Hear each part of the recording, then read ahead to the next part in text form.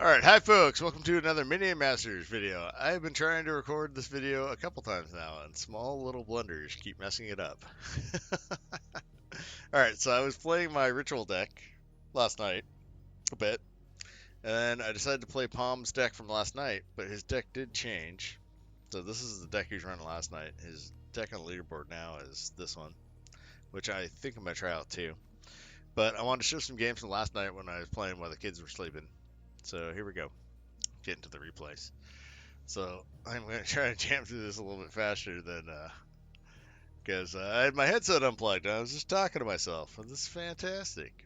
You know, I'm kind of just talking to myself anyway right now, but it's even more fantastic when you're talking to yourself and it's for no reason at all. Just being a crazy person in your room, it's fantastic. All right. So this guy is a really good player. I've played against him numerous times. So he's top notch. And so I give him the beers.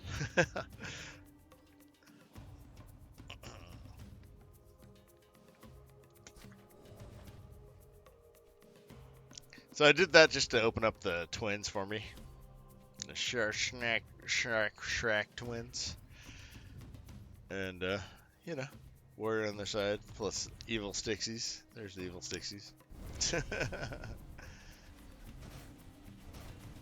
And so I just beam a doom the Stixies. That's what you do to Stixies. That's their lot in life, is to be beam a doomed.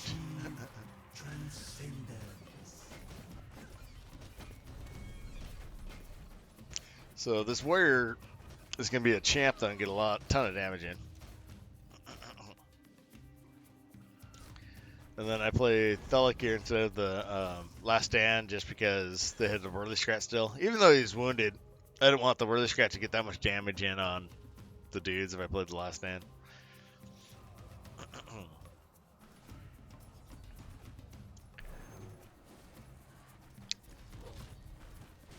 So, you know, get some pretty good damage in right here.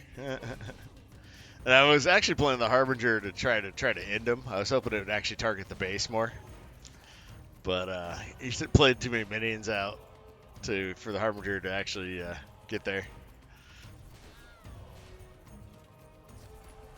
I was hoping the Harbinger would actually like lock in before, especially when he played that first Harbinger.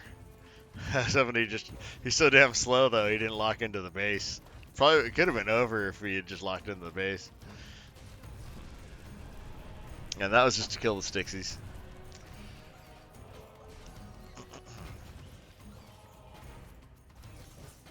Which I kind of like the addition of the Nyrvir's is it Nyrvir's? I don't know. Breath to the deck. And this is just to kill off the Halberdiers. And to activate the twins so I can kill off at least one of the Harbingers.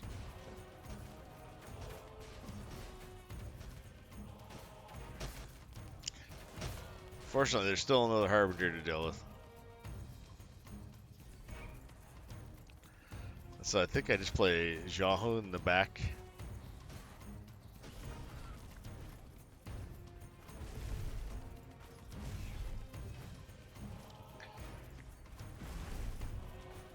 And then a Bahra.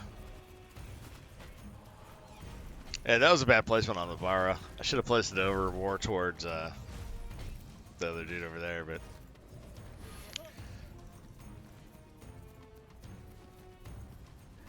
and I have to beam of doom this Harbinger. Unfortunately, it gets the warrior and it gets the base and it gets the defensive jobber. So for 7 mana, I kill 15 mana worth of stuff, dude. It's like one of the best beam of dooms of all time. And there's his Last Stand. He had a nasty deck. He definitely must be getting a lot of wins on the ladder of this thing.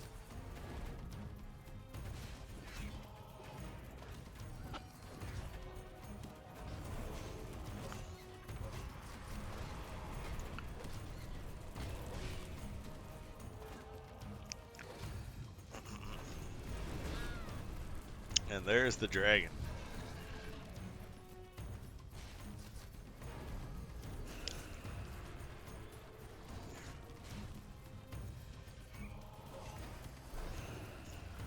It's funny too, cause so like the kids were sleeping, they were like right in the same room when I was playing this, and so like I had to like not like shout out, so I was like pretty amped with this game. This game is crazy.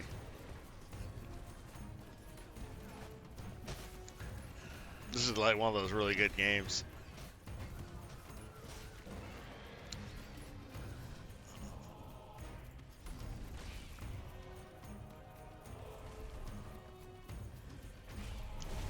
And Jahun took out the Stixies. Though I'm kind of wondering if I maybe should have saved that for Stun Lancers, but it's always like, because it's like the perfect answer to the Stun Lancers is this little rock.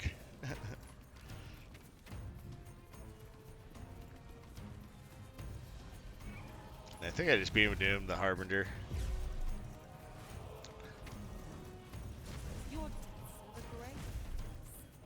That 60s is so annoying. This is but a small pup on your journey to greatness. And so we're actually pretty equal on experience right now.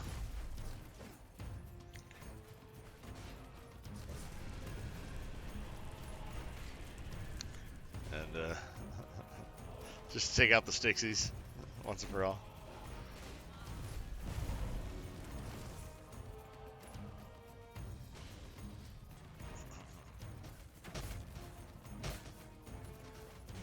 Pain is an illusion, there to make you better.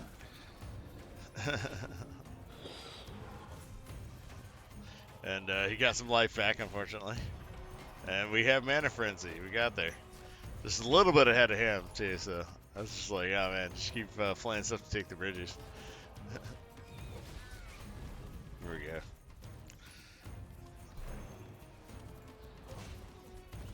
go. Just keep playing stuff. I don't want him to take these bridges back.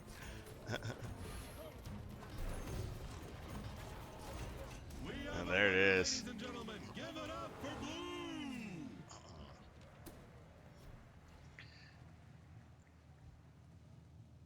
So that was nice. It was a nice kind of like chess match going on there. He's really, it's cool when you're playing against a really good player and you're having like a really nice back and forth thing going on in a game.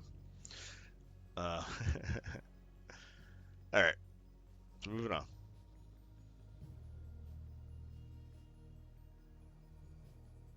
If it wants to move on, it does not want to move on. I wouldn't do that if I were you, Dave. All right, here we go.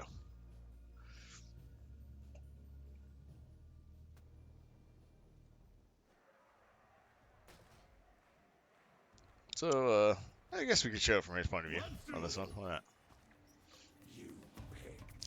So he is like a mid-rangey type thing, I guess. A little more expensive for my taste. That's why he's running the wall. Looks like. I think I've lost to this deck, though. Very similar deck to this, at least.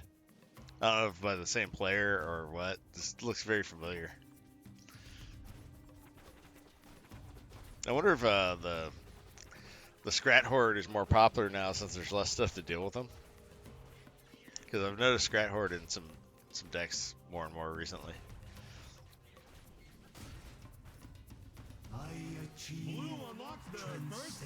And that was a really, I just kind of gave up my Harbinger there. That was so awful on that Harbinger. I shouldn't have played the Harbinger. I didn't see his SCRAT Horde actually when I played it. I was like, like banging my head over on the other side over here.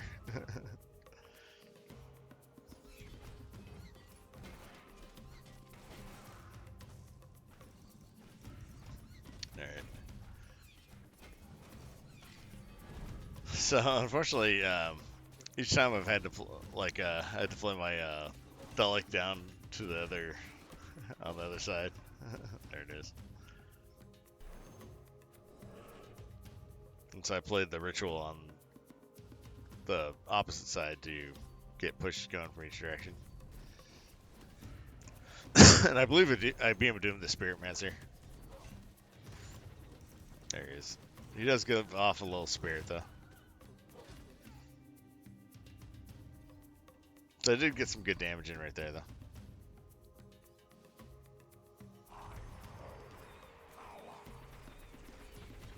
And then the twins.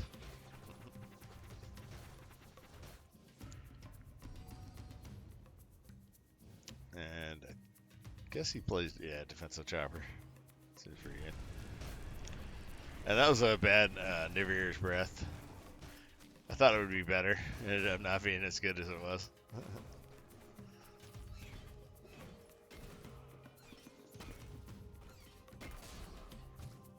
So, just getting some decent damage here. And Thelec again to save the day from the other side. Unfortunately, they all go the same direction again.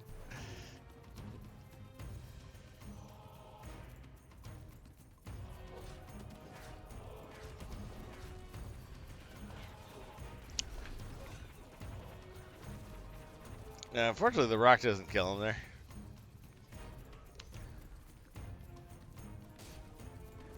And I was kind of wondering why he played the Shadow Elf. I didn't think that was that good of a play, but I see by his hand now he didn't really have much else.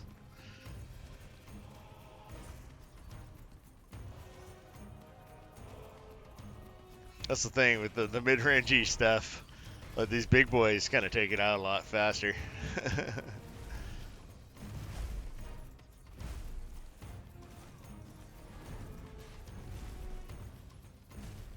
And yeah, here it is. It's the end.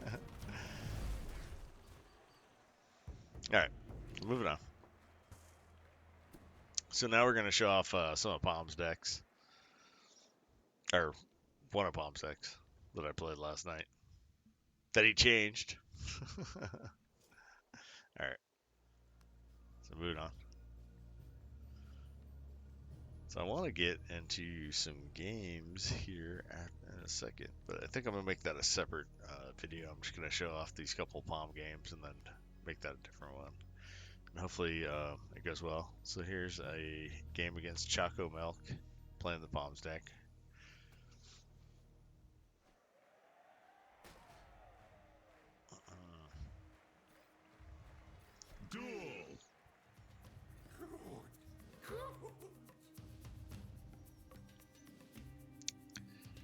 And I remember from this game that I've been way off on my skill shots. I was terrible on my skill shots this game. So like you see I have like the sunburn and I totally miss it. And then I don't play the defensive chopper for some reason before they get to the base and let them get damage. No, I was just way off. I was a little out of sync on this game. I don't know what I was, I don't know why I was so off. Maybe I was getting tired. You and I are not so different. I too saw it. I was playing a lot of experimental decks, testing some stuff out. That went south a little bit. So like, then I decided to test out Palm's deck. You know, I'm always for experimentation, you know.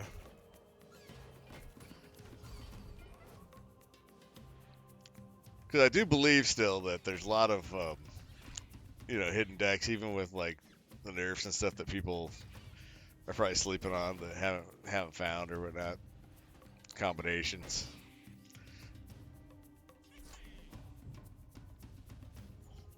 It's just that I think some of the deck types are so powerful they kind of cut, you know, some of that stuff out of the game. But I don't know.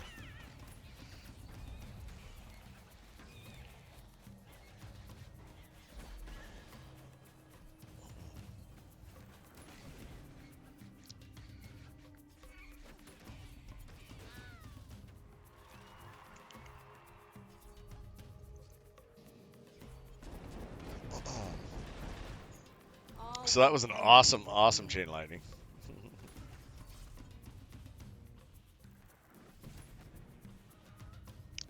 It's funny, he had the Poison Strike too, which is like one of the few cards I think was like a legitimate nerf out of the spells, because the Poison Strike would always like outkill its value, you know? The Poison card was actually pretty good. Slow, but I mean, if they're on the other side of the field and you do it, it's like perfect, right?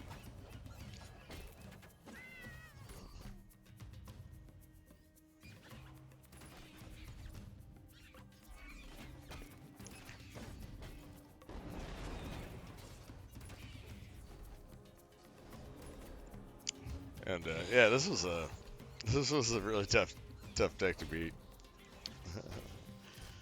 Really aggressive, a lot of weenie, everything.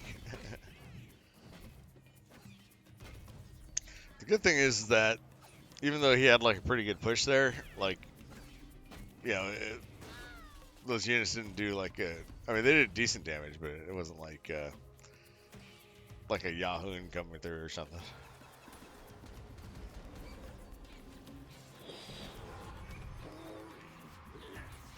I love how he just kept like draining life. That's pretty interesting.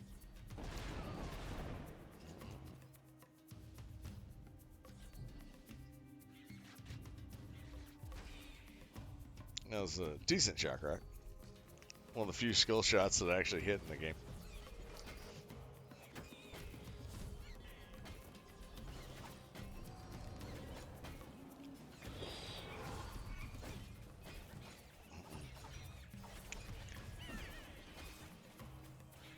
It's funny though, I think if maybe he had buffed some of his dudes instead of draining the life, might have been better for him, because then their units would have survived my like shock rocks and sunburns a little bit.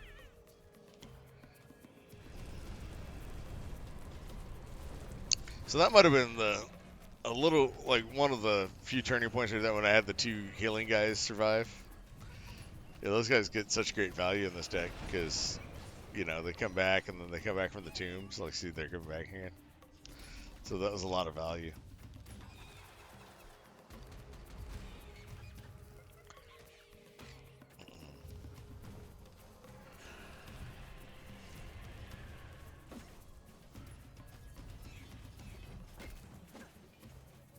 This dragon's like unkillable.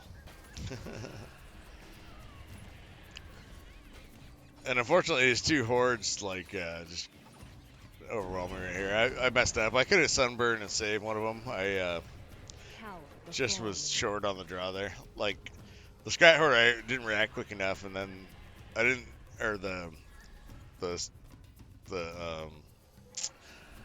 it once a SCRAT horde and once the other horde? I can't remember. Oh, propeller horde.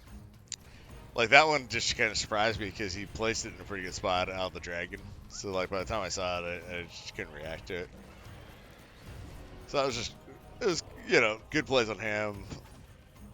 Me not being observant maybe on my part, but you know, whatever.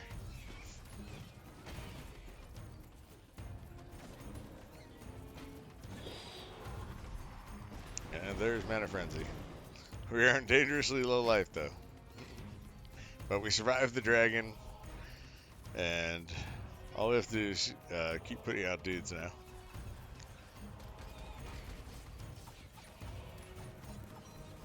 And he is also getting close to Mana Frenzy, which I think his Mana Frenzy might be worse than our Mana Frenzy.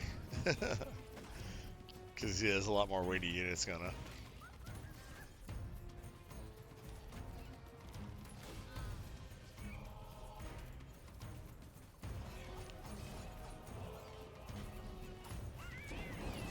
But he decided to start going for the kill. So I was waiting on that with the Shars'Rakk to shoot his artillery if it came down. Because I figured, yeah, just keep playing the dudes down. And then I just Shars'Rakk it right here. So I stay alive. Oh, there it is.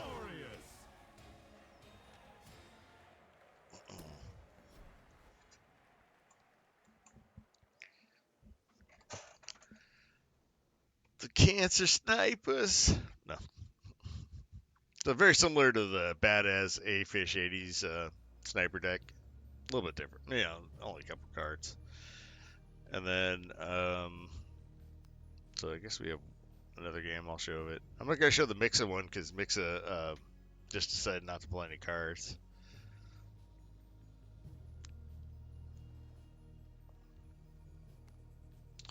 And here we go.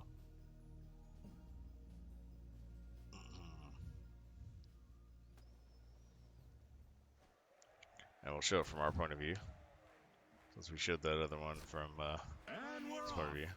Though he wasn't a ritual deck, that is one thing to note. He was a greedy, like almost like ritual deck, but he was running spirit infusions, so he wasn't quite a ritual deck. Which I guess the ritual deck isn't much value anymore, since if you're only running the 7-mana one, you're only getting 1 point value anyway. So I don't know. You could say that it's maybe not worth it. Though I guess 1 point value is still decent. And then if you're running stuff like in my deck with the twins, you get another couple point value. And unfortunately, I'm still a little old school in my thought. Like I thought that Shars'Rakk was gonna kill him because the Shars'Rakk used to kill the elves. I forgot that it doesn't kill them anymore.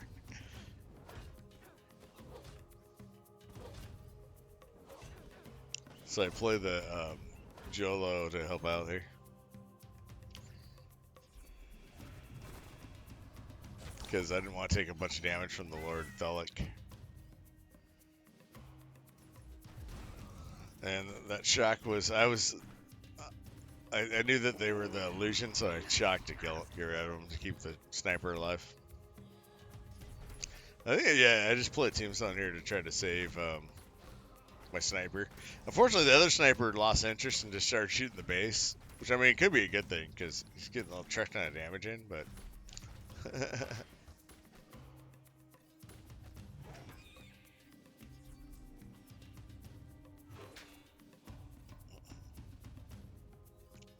This is unfortunately, unfortunate the sniper lost interest.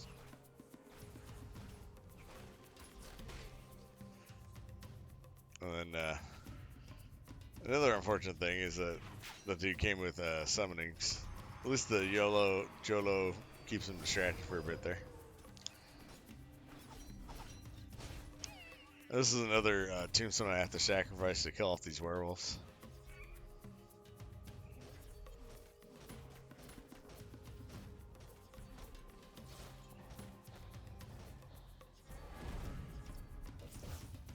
I should have waited for the sunbird just to like kill off the dudes, but then here's the sunbird.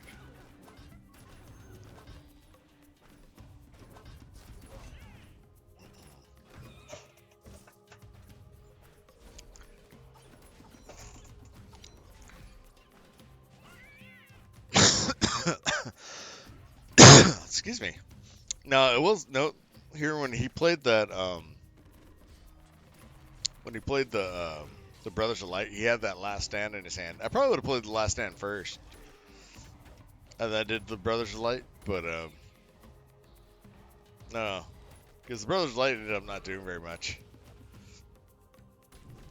I don't know if it would have mattered or not, but that's probably the order I would have played them in.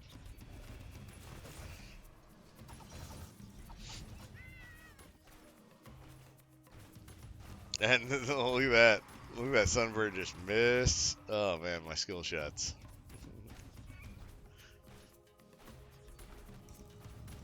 And that was a good like double tomb. I don't know if I'd have probably shot the stuff that was immediately killing me though on this point. Because these snipers are getting in a truck ton of damage.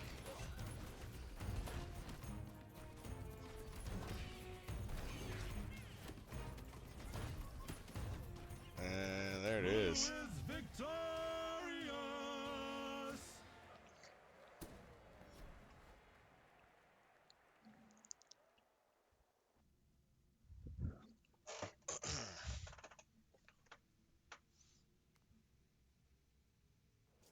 All right, guys. Well, thanks for watching. I'm gonna try out those 3 decks. Where's it? This Milloween, this Rappo, and the new Palm deck, and see if I like any of them and want to make a video on them. I will talk to you guys later. Bye bye.